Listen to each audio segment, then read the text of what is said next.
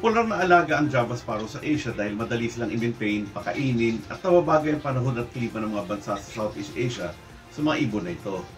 Maaari silang alagaan at paramihin sa aviary at pwede rin silang magkakapares sa kanya-kanyang mga breeding cages. Kung wala ka masyadong oras para tutukan ng mga alagang Java Sparrows, mas mababagay na ilagay nyo na lang sila sa isang malaking enclosure at mag-colony breeding.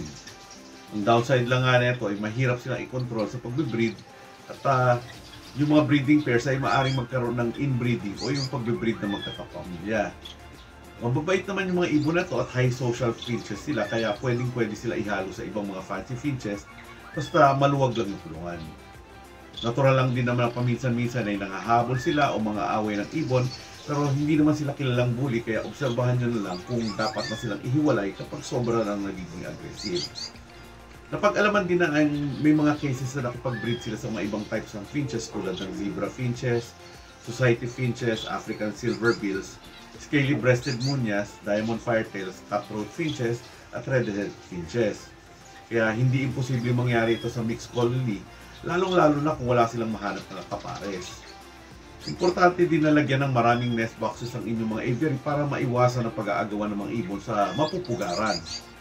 Kung wala ka namang space, o ilan lang din ang alaga mong Java Sparrows, hindi magiging problema kung sa single cage mo lang sila ilagay.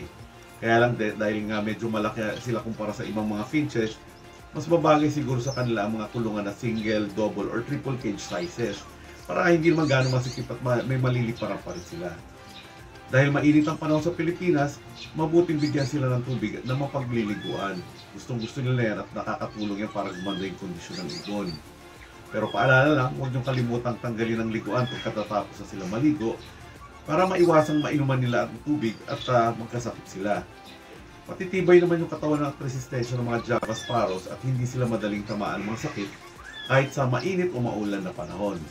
Pero prone pa rin sila sa air shock bites at gaya ng ibang finches, kailangan pa rin silang purgahin paminsan-minsan.